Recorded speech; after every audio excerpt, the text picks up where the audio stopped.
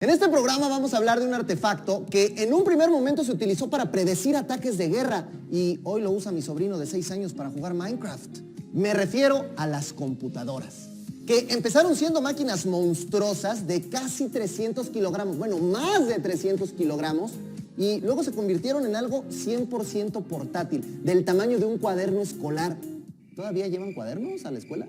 Sí. ¿Cómo le hicieron para bajar tanto de peso? Les prometo que no fue con la dieta del keto, ¿eh? Si quieren averiguarlo, hoy les traigo la historia de la laptop. Obviamente no podemos contar la historia de la laptop sin hablar de las primeras computadoras que existieron. Muchos concuerdan que el primer aparato que se inventó fue el Z3. Bueno, que funcionó porque antes hicieron el Z1 y el Z2. Un sistema completamente programable que hizo mi compadre Conrad Hughes en 1937 y que años después lo utilizaron para predecir ataques de misiles y proyectiles de guerra. Imagínense, esto fue en la Segunda Guerra Mundial. Pero no fue hasta el año de 1942 cuando John Atanasoff y Clifford Berry se dieron cuenta del enorme modelo de negocio que podía hacer las computadoras y entonces crearon las suyas, las ABC Computers. Tras esto, inventores de todo el mundo empezaron a investigar cómo mejorar las computadoras, porque las primeras pesaban más de 300 kilogramos. Pues no eran muy prácticas que digamos, ¿no? O sea, lo que peso yo cuando me subo a mi moto. O lo que peso yo con otros 4 clones malvados.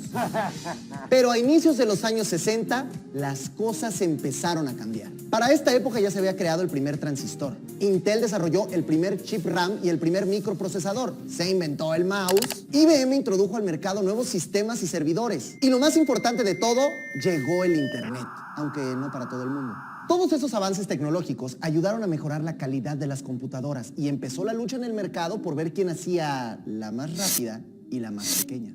Uno de los más visionarios fue Pier Giorgio Perotto, que en 1964 creó la primera computadora personal de escritorio a la que llamó Programa 101. Se trataba de un artefacto mucho más pequeño y amigable que los monstruos de 300 kilogramos que les hablé hace rato. Pero obviamente como eran mucho más caras, pues solamente las grandes corporaciones tenían acceso a ellas, como la NASA, que utilizó una de estas computadoras para mandar al primer hombre a la Luna. ¿Se sabían ese dato? En los años consecutivos, marcas de tecnología como HP, IBM, Compaq o Apple apostaron por hacer este tipo de computadoras personales para el uso individual o de la casa. Y gracias a los bajos costos de los nuevos componentes que fueron surgiendo, empezó la producción en masa de estas computadoras. Para 1979 se vendieron más de 500,000 de estas computadoras. Y fue así como este gran invento se introdujo en los hogares de todo el mundo. Antes de seguir con la historia, es importante conocer las partes y componentes fundamentales que tiene una computadora. Así como en la escuela, ¿no? Lo primero es un microprocesador, al que todos conocemos como CPU. Un pequeño cuadrito que recibe las instrucciones, las procesa y manda las órdenes. También tenemos el motherboard o la placa madre, que ayuda a sincronizar el 99% de las partes que están conectadas ahí. O sea, es como nuestras mamás, que siempre nos están resolviendo la vida y nos están ayudando en todo, pero esto es en las computadoras. ¿Qué si tenderte la cama? ¿Qué si hacerte el desayuno? ¿Qué si revisarte la tarea? ¿Qué si mandarte el camión de la escuela? ¿Qué si checar que te comiste lunch? Bueno, todo eso hacen las mamás, igual que la motherboard. Después están el disco duro, que es el almacenamiento permanente de la compu, y la memoria RAM, que es la que almacena los datos, pero de manera temporal. En los primeros modelos esta memoria era de 256 kilobytes. O sea, 5 memes buenos no te cabían. Pero ahora contamos con almacenamiento de hasta 16 gigabytes. ¡Qué cambio!, ¿no? Y por último tenemos la tarjeta de video, que es la que manda la señal del video al monitor. Esto es súper básico para los gamers y los editores. Regresando a nuestra historia, podemos decir que Alan Kay fue el primero en tener la idea de hacer una computadora portátil, por allá del año de 1970, aunque en realidad jamás lo desarrolló. El primero en presentar un modelo de este tipo fue Adam Osborne, en 1981 con su Osborne 1, la primera computadora portátil de la historia. Aunque eso de portátil, pues así entre comillas, porque es una computadora que pesaba 10 kilos y no tenía batería interna. Hagan de cuenta que era una máquina de coser. Otras pioneras fueron la Epson HX20 y la Compaq Portable, que llegaron el mismo año, pero igual tenían diseños bastante limitados y rústicos, ¿eh? Es por eso que muchos consideran que el verdadero genio de las laptops no es otro sino Bill Moggridge. Apréndanse bien este nombre, ¿eh? Él lanzó al mercado la Grid Compass 1100 en 1982. Y por primera vez vimos una computadora con un diseño plegable, de las que se cierran así, como las que conocemos hoy en día.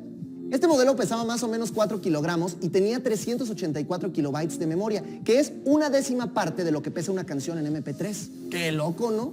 A pesar de esas limitaciones, para la época era un gran avance. Bueno, pero los precios sí eran carísimos. Solamente algunos tenían acceso a ellas, como los de la NASA. ¿Otra vez los de la NASA? Siempre los de la NASA, todos los de la NASA.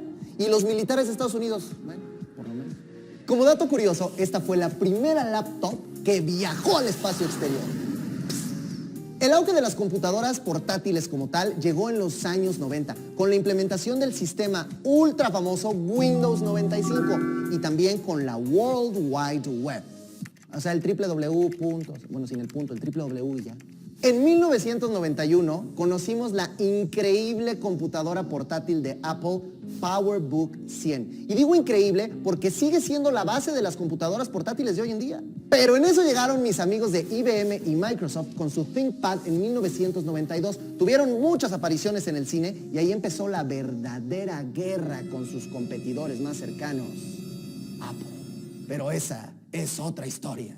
A finales de 2008 vivimos un momento histórico, porque por primera vez las computadoras portátiles superaron la venta de las de escritorio, cosa que sigue pasando hasta la fecha. Desde entonces, las laptops son consideradas como uno de los mayores inventos del mundo. Y no solamente por su portabilidad o porque son súper prácticas, sino incluso tienen la misma capacidad que computadoras de escritorio. Ahora hay tantas marcas de laptops que mencionarlas todas no nos daría para este programa. Más de 35 años después de que Bill Moggridge presentara su novedosísimo invento, hoy las laptops traen de todo. Que su cámara integrada, que su touchscreen, que su memoria ultra mega archivig, que su reconocimiento de voz, que su reconocimiento facial. Yo estoy seguro que el señor Moggridge estaría orgullosísimo de su invento. En la actualidad las laptops se utilizan para mucho más que el trabajo, la escuela, las estrategias de guerra o para dormirnos encima de ellas. En los últimos años, el mundo de las laptops se ha enfocado en un sector súper interesante, el gaming. Con el auge que han tenido juegos como Minecraft o Fortnite, las laptops han tenido que evolucionar y así poderle competir a las computadoras de escritorio. ¿Sabían que el primer videojuego de computadora se creó en 1962? Se llamaba Space War. Era una interfaz súper sencilla donde dos competidores tenían que ver quién derribaba más naves. Hoy los juegos para computadoras son súper diferentes al Space War y por eso las laptops tienen que ser cada vez más poderosas. Este es un mensaje del Ejército Ecuatoriano.